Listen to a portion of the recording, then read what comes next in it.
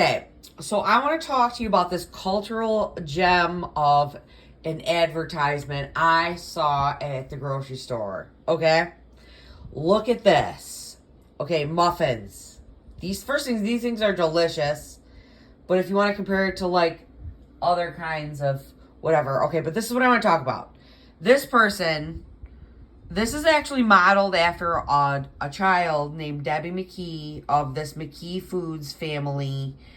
I thought they were from Pennsylvania. I don't know if they moved to Tennessee, but this is sort of like almost like Southern Belle, Gone with the Wind, sort of a vibe. And you have the light blue and the white. This is like 1950s, 1960s of like a light blue sort of a thing. It's a little bit Kennedy. Kennedy's a little Boston, but this is Diane McKeating, and they're similar, but they're different. It's like a tribe of people and this whole cultural zeitgeist sort of a thing. So then also this just looks like a dude with muffins, right? Okay, the Muffin Man, I've heard stories that this is either from the 1600s or the 1800s.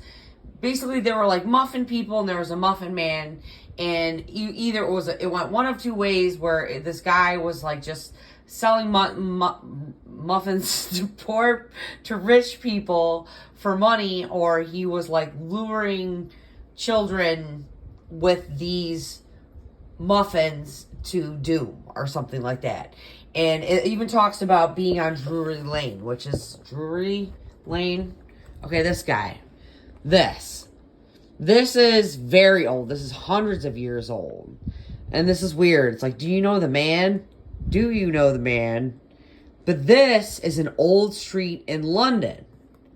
And it's just this whole sort of cultural zeitgeist advertisement, bloodlines. And then also, if you look at the back, McKee Foods, you can't really make any Mick restaurants or Mick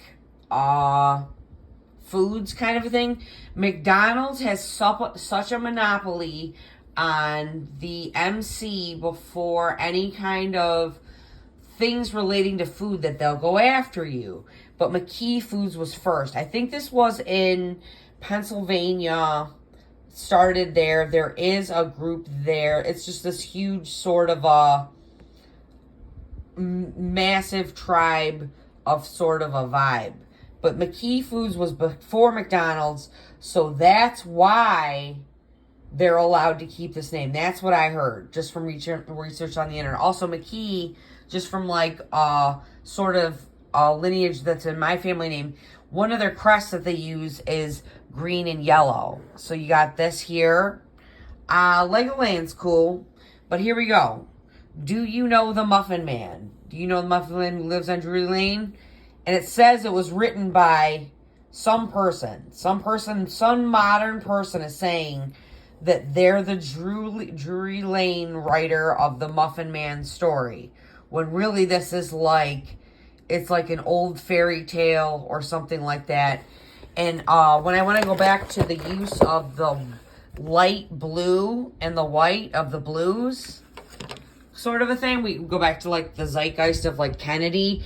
There is such a cult of Kennedy that's even still around today. The Buffalo Evening Views, Evening News, I think they stopped in the 80s, and then the Buffalo News became the paper. But if you notice on the back, I got this at a garage sale for 25 cents. And this is a placemat that someone would eat off of. But if you look at the back, you got the light blue and the white again. And this is from around that era. Someone got that. So see the work of the light blue and the white. And this is totally different from this. This is a totally different group of people. This is probably, they've changed the hair from brown to yellow. But Morton, I would say, is more Anglo-Saxon kind of a thing of a people. Kind of like maybe like Emma Watson sort of looking, or Elizabeth Hurley sort of a thing. This is This is a cultural product of basically a tribe of people. And also, like, this is where it gets a little complicated. Where we go. The Drury Lane sort of a thing. Oliver Cromwell lived on Drury Lane along with other notable figures. And that figure throughout history is not this. It's not this. It's I wouldn't necessarily say this. This is more of a Southern Belle, Mason-Dixon, Tennessee, North Carolina sort of a thing. And this is just sort of, when you look at advertisements and what they do and cultural and what appeals to people. So this is probably for women who are about 60 to 75 years old and their grandchildren. It's nostalgia. This is nostalgia in a box.